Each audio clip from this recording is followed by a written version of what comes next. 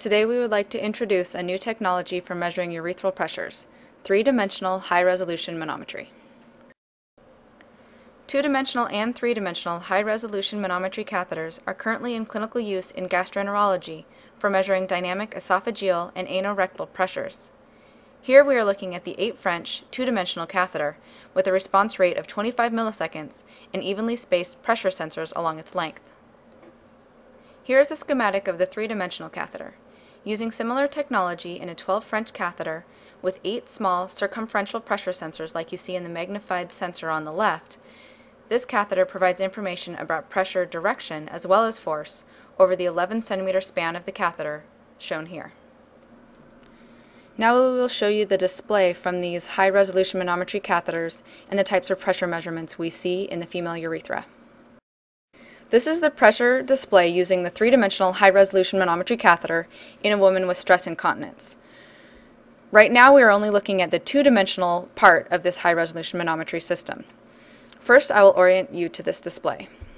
Pressure is shown in terms of colors. Here is the color spectrum corresponding to pressures in millimeters of mercury. The lowest pressures are shown in blue, going up to the highest pressures, 200 millimeters of mercury, in red.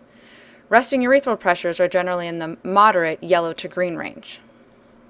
In this 2D color pressure display, the y-axis is distance along the catheter, which is about 26 centimeters long, and the x-axis is time. The catheter is in the bladder at the top of the screen, in the urethra in this area, and outside the subject's body in this section of the display. This area here is just artifact from my handling the catheter and can be ignored. During this 1-minute section of the study, we see the urethral and bladder pressures at rest, during 3 coughs, and during 3 strain maneuvers.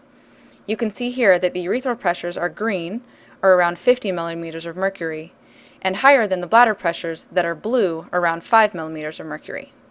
During a dynamic maneuver like this cough, the pressures increase in both the bladder and the urethra to around 130 millimeters of mercury, and this patient has stress urinary incontinence.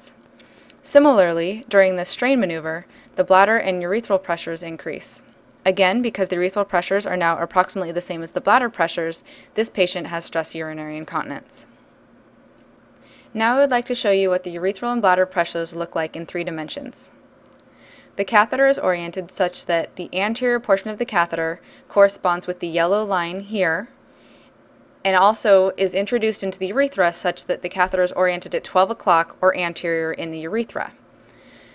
This white line in this pressure profile also signifies anterior or 12 o'clock in the urethra. The 3D sensing portion of this catheter spans from here to here, and in this image the portion of the catheter is in the bladder, this portion is in the urethra, and this portion is outside the subject's body. If you take this 3D graph, cut it at the anterior white line, and open it up flat, it results in this display, which is a common way to look at 3D images. Think of it as though we cut a paper towel roll at the anterior point here and laid it out flat here. So it shows anterior, left, posterior, right, and back to anterior. And in this image, you also see bladder, urethral, and atmospheric pressures. What I will do now is scroll through a cough and strain maneuver in time to see what happens on these 3D pressure maps. Here we see the urethra at rest. As I scroll over the cough, pressures increase in the bladder and in the urethra.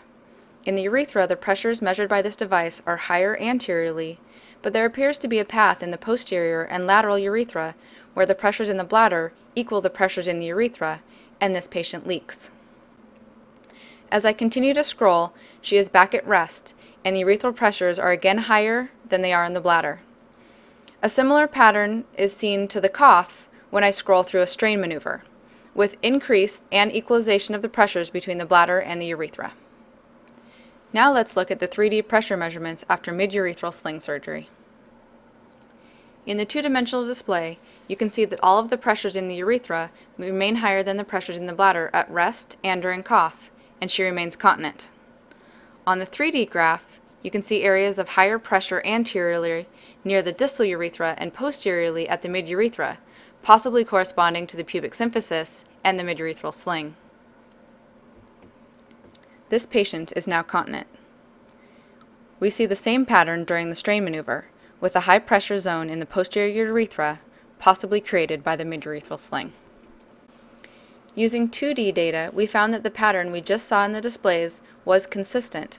After midurethral sling surgery, maximum urethral closure pressures at rest remained constant, but maximum urethral closure pressures increased markedly during cough and strain maneuvers.